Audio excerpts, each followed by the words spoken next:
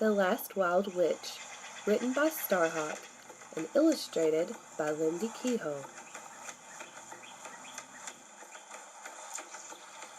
Once there was a perfect town in a perfect world where there were rules for everything, and a right way and a wrong way to do everything, and nobody ever broke the rules. Well, hardly ever. For on the farthest edge of the perfect town stood the last magic forest, and the forest was wild. The plants and the birds and the animals and the insects and the fish in the streams all lived according to their own natures and didn't follow any rules at all. In the very heart of the last magic forest lived the last wild witch. She looked so ordinary that if you met her on the street, you might think she was your own grandmother. All day long she brewed herbs and leaves and berries in her big magic cauldron, making a healing brew that she fed to the birds and the animals and the insects and the fish in the streams whenever they felt a little low. And all night long she sang enchanting songs and played her drum. Sometimes when the wind was from the west, it would carry the fragrance of the magic brew or a few notes of the magic songs into the town. Sometimes when the children were feeling low, or when they left their windows open at night, they'd sniff the brew or hear a snatch of the song, and some of the wildness would get inside them. In the perfect town, the children always lined up perfectly to walk into their schoolrooms, boys on one side, girls on the other, in proper alphabetical order. They sat perfectly still in their seats and learned their lessons to perfection, and nobody ever misbehaved. Well, hardly ever. For when the wildness got inside them, they couldn't bear to walk in straight lines. They ran and jumped and danced and turned cartwheels on the perfectly smooth grass. They wouldn't go inside when they were told to. They stayed outside laughing in the sunshine or jumping in the puddles when it rained. Once in a great while, a few of the children would sneak out at night and run through the forest to visit the last wild witch. She would wink at them and grin. "Have some soup," she would say, and that is all she would say. Once, Janey Green and Johnny Brown stayed out all night long, drinking the witch's magic brew and dancing with the rabbits and the deer and the birds, and they weren't even tired in the morning. But their parents were tired and mad. They'd been very worried when they found their children's empty beds with pillows stuffed under the blankets to make a hump like somebody was sleeping. "Something must be done," Johnny's father complained. "It's all this wildness upsetting things," Janey's mother said. "It's got to be stopped."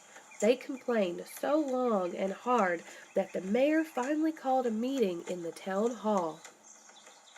The mayor talked, and the judge from the high court talked, and all the important grown-ups spoke at great length, but none of the children were allowed to say a word. "The wildness comes from the witch in the woods," the judge said. "We must stop her." "How?" asked Johnny's mother. "The answer is clear," said the mayor. "We must cut down all the trees and expose her hiding place." And that is just what they decided to do. All the children were upset. "That's not fair," Billy Blue protested. "What about the animals?" Janey Green cried, but nobody listened to them. Late that night, when the wind was out of the west, carrying wildness with it, Janey Green, Johnny Brown, and Billy Blue snuck out their open windows and ran out into the forest, down the dark paths. They ran so fast the deer could hardly keep up with them, past the rabbits and the nest of the birds and the streams where the fish slept, until they reached the clearing where the witch was playing her drum, pausing every now and then to stir her cauldron. "Witch, witch, the grown-ups are coming to cut down the forest and chase you away. The birds and the deer and the rabbits and the insects won't have anywhere to live, and the trees will be dead. You've got to do something," Janey shouted, breathless. The witch just smiled. "Have some soup," she said, and that was all she said. So the children sipped their magic brew and went home to their beds. They cried themselves to sleep and then dreamed of the forest being saved. But the next morning the grown-ups of the perfect town gathered up all the axes and hatchets and saws and chainsaws that they could find, and kept in perfect repair and razor sharp. They carried them down to the edge of the forest, and the children followed. The mayor made a speech. "Today is a bright new dawn. Too long have we allowed wildness and chaos to flourish on the very edge of our town. Today we strike a blow for order." All the grown-ups cheered. The judge raised an axe, planted her feet firmly apart, and swung at the largest tree. Thunk went the axe as it hit the tree. "Ow!" screamed the tree. All the grown-ups were so frightened that they dropped their axes and hatchets and saws and chainsaws and ran back to the town. They held another meeting. "This proves that we must put an end to the wildness," the judge said. "But how?" asked Janie's father. "I can't bear that terrible screaming." "The answer is clear," the mayor said. "Tomorrow we'll plug our ears with wax and cotton, so we won't hear the trees if they scream." Late that night, when the wind was out of the west, carrying wildness with it, Janie Green, Johnny Brown, and Billy Blue snuck out of their open windows and ran out into the forest, down the dark paths. They ran so fast the deer could hardly keep up with them, past the rabbits and the nest of the birds and the streams where the fish slept, until they reached the clearing where the witch was playing her drum, pausing every now and then to stir her cauldron. "Witch, witch, the grown-ups are coming back tomorrow to cut down the forest and chase you away. They're going to plug their ears so they won't be able to hear the cries of the forest. You've got to do something," Johnny shouted. The witch just smiled. "Have some soup," she said, and that was all she said. So the children sipped her magic brew and went home to their beds. They cried themselves to sleep and dreamed of the forest being saved. The next morning the grown-ups gathered again at the edge of the forest. They carried all the axes and the hatchets and saws and chainsaws, and their ears were so plugged with wax and cotton that they couldn't hear a word of the stirring speech the mayor gave.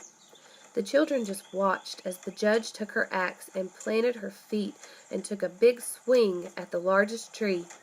Only the children could hear the thunk the axe made as it bit into the wood, and the pitiful scream of the tree. "Hooray!" all the people shouted, even though they could not hear each other. But suddenly, from all the trees around, nuts and berries and branches began to rain down. Acorns bounced off the top of the judge's head.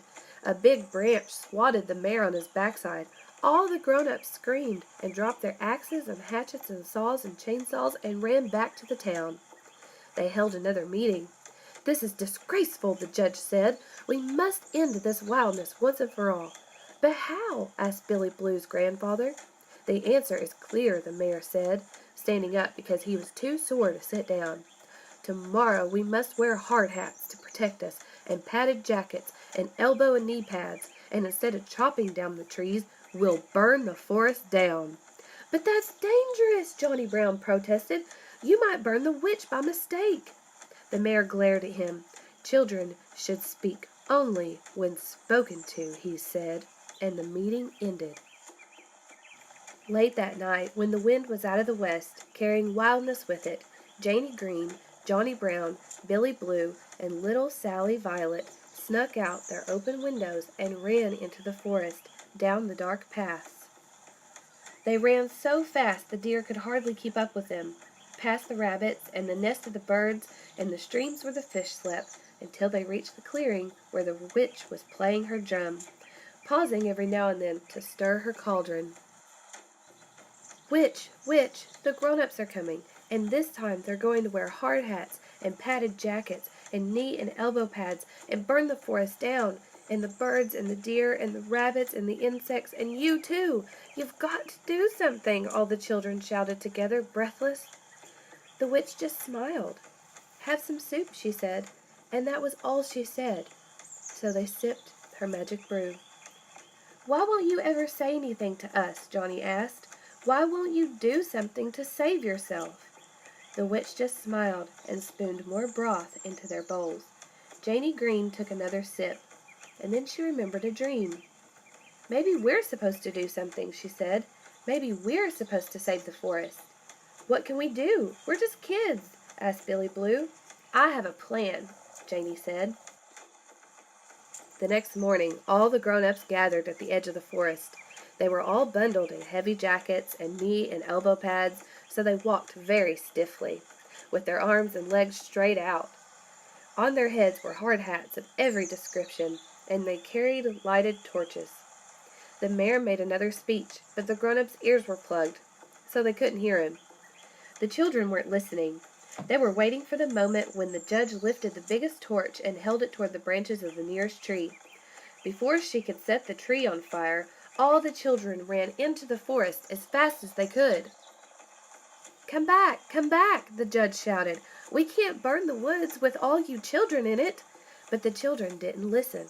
They ran deep into the heart of the woods and hid behind the trees with the rabbits and the deer and the birds and the insects.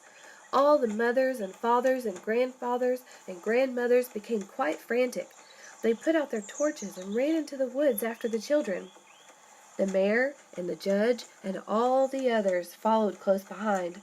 Come back," they shouted, but the children stayed hidden. Soon the grown-ups began to get very tired of trying to run in their heavy padded jackets.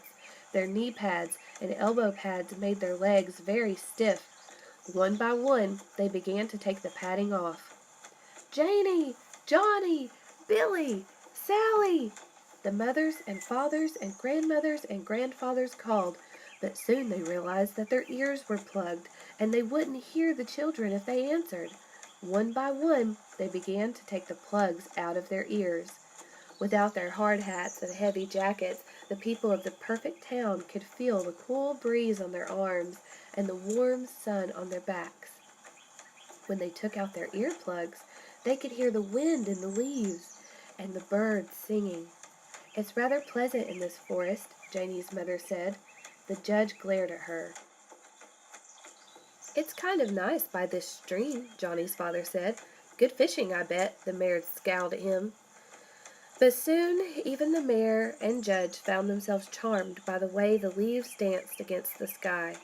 A family of rabbits scurried by the judge's ankles, and before she could stop herself, she murmured, "How cute!"